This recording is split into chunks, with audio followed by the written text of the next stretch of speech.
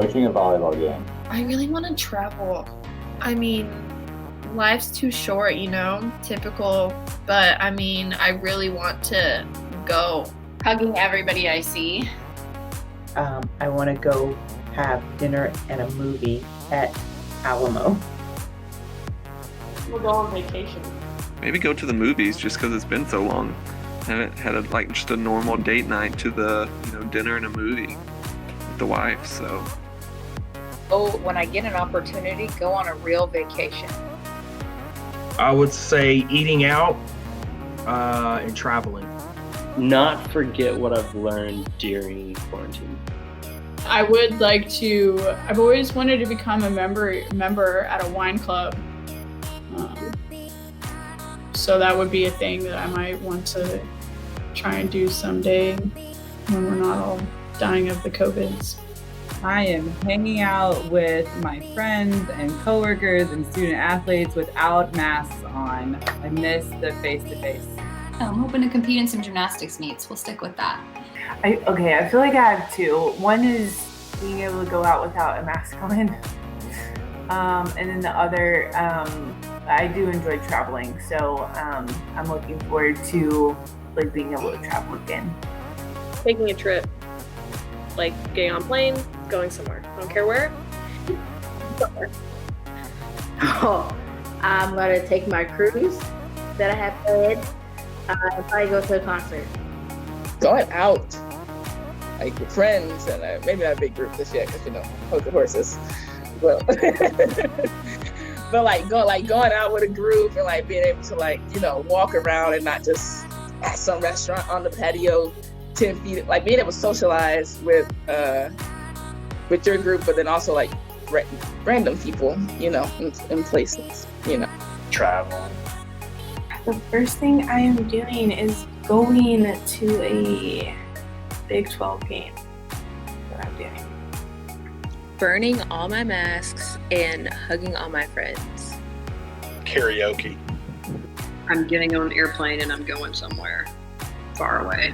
I am gonna go meet some friends and sit on a patio somewhere. Maybe like an orca. An elephant. A tiger. Yeah, they're beautiful and calm, but they're just on the inside, they're so fierce. You don't want to mess with them. I'm definitely a lion. Thank you. Leos for life. My spirit animal is a stingray. Something pretty docile and pretty calm and even kill. Something that doesn't get too excited. Yeah, I don't know. Maybe a cat. I don't know. I would have to say maybe a lion. A lion, maybe? Like a chill lion. Let's go with a lion. I can't think of them, but in Jurassic Park, the really tall ones with the long heads that look like giraffes, but they're not giraffes. Those dinosaurs. One time one of my teammates called me a kangaroo, so I'm going with a kangaroo. That could help a lot. I don't think my spirit animal, but my favorite animal is an owl. Not because of TWU, but it's always been my favorite. Just because they're super cool. They see everything going on around them, but they're I don't know. They're only awake at night. They can fly. They just seem like they live a really cool life. So. Okay, so I'm actually, as an Enneagram 9, I'm gonna go with the sloth because they're slow, but somehow people still think they're cute and endearing. So that's what I'm gonna go with. I don't know if this counts, but I'm obsessed with otters, and I feel like they're little and cute, and I don't know. I feel like I wouldn't say I'm cute, but I feel like I'm little and I like the water. I keep doing this because of their little hands. Oh, probably a lion. A zebra. I don't know. That's random. Probably a lion. My spirit animal would have to be a wolf. I'm a Leo, so lion all the way. Chewbacca. Probably say an eagle. They just kind of go around and do their own thing and Not really trying to bother with most other animals. My spirit animal, I think, is. I'm gonna give you a good one. I'm gonna go with like a sea otter. Is my spirit animal. My dad used to say all the time, "Kiss, keep it simple, stupid." And I really think that that's over the long run proven pretty true. Don't sweat the small stuff.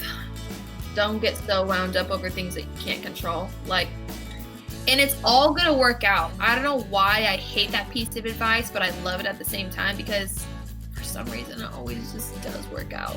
Or just don't give up. Bloom where you're planted. The best piece of advice would probably be from my uncle, and he told me don't let anyone else dictate what I want to do.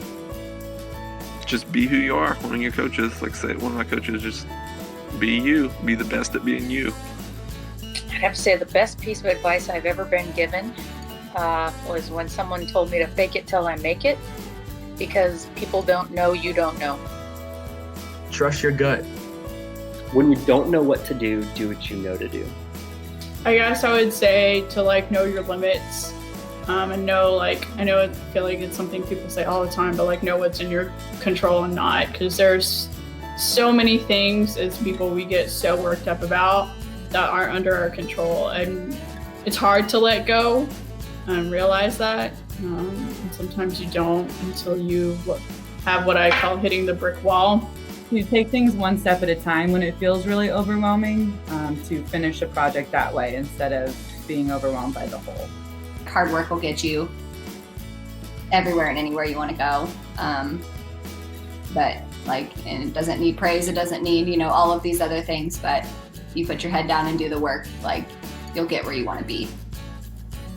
So this is actually a quote, and I do not know who said the quote, but everything is going to be okay in the end. If it's not okay, it's not the end. What first comes to mind is just to leave it in God's hands and not mine. Try to not give up on your dreams. The commencement speaker at my college graduation was pretty good, and she said something like,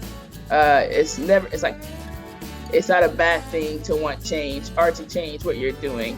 So not being afraid to change your paths or whatever. I think the one that always falls back on me is what's right is right, and just figuring out how to always do what's right.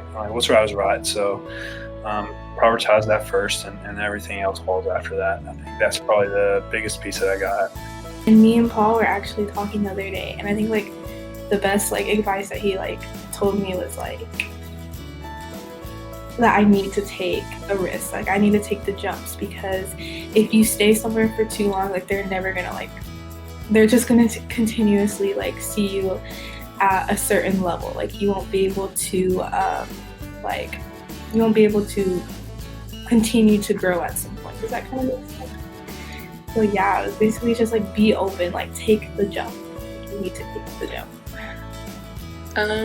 Just as cliche as it is, treat the janitor the same way you would the CEO. Really doesn't matter who the person is or what kind of power you think they have. Everyone deserves to be treated the same. Remember that you are not defined by your best days or your worst days. And remember that about other people too. Don't show your hold hand. You take yourself too seriously. And I find myself saying that to people now even. I try to stay as lighthearted as I can be, and I try to find a way to laugh every day at whatever I can laugh at.